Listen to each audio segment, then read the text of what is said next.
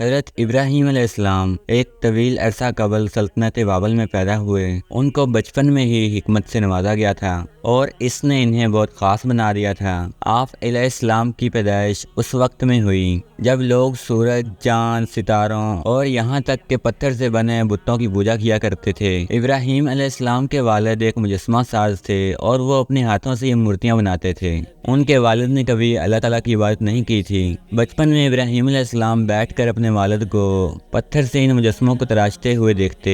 ان کا یہ دیکھنا ان عجیب و غریب مجسموں کے بارے میں تجسس بڑھا دیتا اور کبھی کبھی ان کے ساتھ کھیلا کرتے تھے۔ لیکن جب انہوں نے مندروں میں وہی مورتیاں دیکھیں تو وہ الجھن میں پڑ گئے۔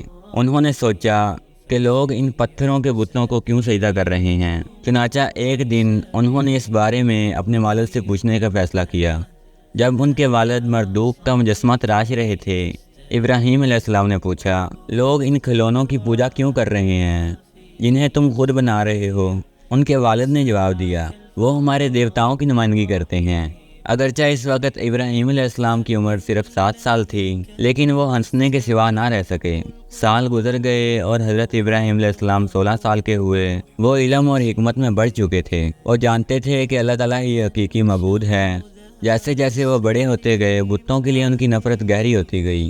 جب بھی وہ اپنے والد کے ساتھ مندر جاتے، انہیں یہ دیکھ کر دکھ ہوتا کہ ان کے لوگ اب بھی ان مورتیوں کی پوجا کرتے ہیں۔ ایک دن ابراہیم علیہ السلام اپنے گھر سے اللہ تعالیٰ کی تلاش میں نکلے۔ وہ کافی دیر تک چلتے رہے، یہاں تک کہ آخر کار ایک قریبی پہاڑ پر پہنچ گئے۔ وہ پہاڑ پر چڑھ کر ایک غار کے پاس بیٹھ گئے۔ وہ کافی دیر تک وہاں بیٹھے رہے تو انہوں نے اوپر دیکھا تو ایک چمکتا ہوا ستارہ نظر آیا۔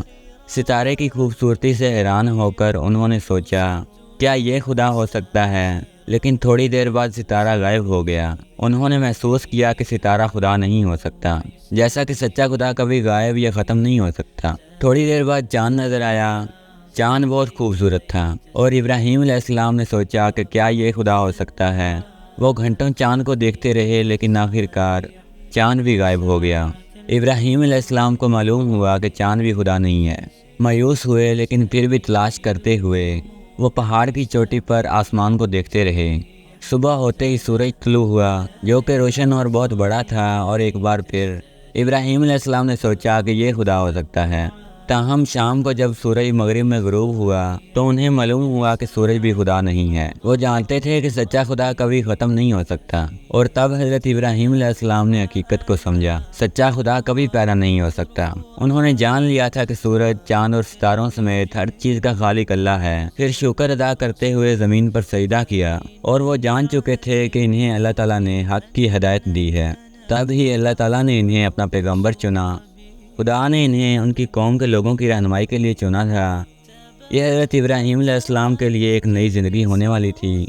اس کے بعد وہ اپنے والد کو عظیم خبر سنانے کے لیے گھر واپس چلے گئے۔ جب ان کے والد نے یہ سنا کہ وہ کیا کہہ رہے ہیں تو وہ بہت غصے میں آ گئے۔ تمہاری ہمت کیسے ہوئی میرے معبودوں کو رد کرنے کی؟ ان کے والد نے غصے سے پوچھا۔ او میرے والد، میری پیروی کریں اور میں آپ کو سیدھا راستہ دکھاؤں گا، اور اگر آپ نے توبہ نہیں کی تو اللہ آپ کو سزا دے گا۔ نبی نے اپنے والد سے التجا کی، میں لوگوں سے کہوں گا کہ وہ تمہیں سنگسار کریں اگر تم اس طرح بولنا بند نہ کرو۔ ان کے والد نے ان پر چلایا، اور اس کے بعد ان کے والد نے حضرت ابراہیم علیہ السلام کو گھر سے نکلنے کو کہا۔ حضرت ابراہیم علیہ السلام کو اپنے والد کے اس رویے سے دکھ ہوا، کیونکہ ان کے والد نے انہیں جانے کو کہا تھا۔ انہیں احساس ہوا کہ ان کے پاس مزید کچھ نہیں ہے، اس لیے وہ گھر سے نکل کر چلے گئے۔ ابراہیم علیہ السلام اپنی سلطنت میں دوسرے لوگوں کے پاس گئے تاکہ ان کی رہنمائی کریں، یہ سمجھتے ہوئے کہ ان کا مشن لوگوں کو اللہ تعالیٰ کی طرف واپس لانا ہے۔ وہ بازار میں گئے اور اونچی آواز میں کہنے لگے، اللہ تعالیٰ ایک ہے اور ایک سچا معبود ہے۔ اللہ کے سوا کوئی دوسرا معبود نہیں، اس کے سوا کوئی عبادت کے لائق نہیں۔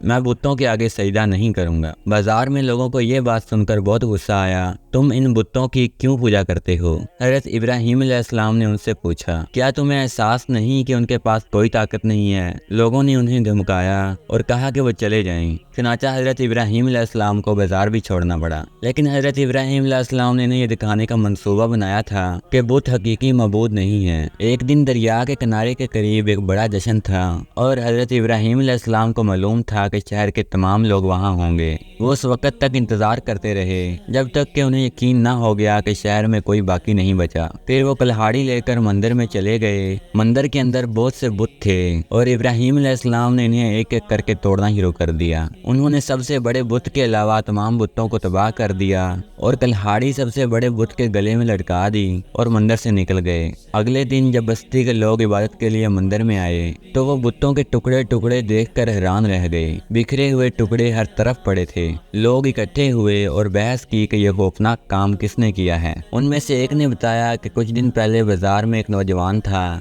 وہ ہمارے دیوتاؤں کے خلاف بول رہا تھا۔ میں اس شخص کو جانتا ہوں، دوسرے نے کہا، اس کا نام ابراہیم ہے۔ لوگوں نے حضرت ابراہیم علیہ السلام کو ڈھونڈا اور مندر میں لے آئے۔ کیا تم وہی ہو جس نے ہمارے معبودوں کے ساتھ ایسا کیا ہے؟ انہوں نے حضرت ابراہیم علیہ السلام سے پوچھا۔ یہ بت یہاں تھا؟ ہاں، بڑا۔ حضرت ابراہیم علیہ السلام نے جواب دیا۔ آپ اس سے کیوں نہیں پوچھتے کہ وہ آپ کو بتائے گا کہ اگر وہ بول سکتا ہے؟ اس سے لوگ مزید غصے میں آ گئے۔ تم اچھی طرح جانتے ہو کہ یہ بت نہیں بولتے، انہوں نے چلایا۔ پھر حضرت ابراہیم علیہ السلام نے فرمایا، تو پھر تم ان بتوں کی پوجا کیوں کرتے ہو جو نہ بول سکتے ہیں، نہ دیکھ سکتے ہیں اور نہ سن سکتے ہیں؟ کیا تمہارا دماغ خراب ہو گیا ہے؟ کچھ لوگ شرمندہ ہوئے اور بتوں کے بکھرے ہوئے ٹکڑوں کو ادھر ادھر دیکھنے لگے۔ کچھ لوگوں نے محسوس کیا کہ ابراہیم علیہ السلام سچ کہہ رہے ہیں، لیکن دوسرے لوگ اب بھی ان سے ناراض تھے۔ وہ اپنے بتوں کی تباہی کا بدلہ لینا چاہتے تھے۔ وہ چلائے، اسے آگ میں جلا دیں۔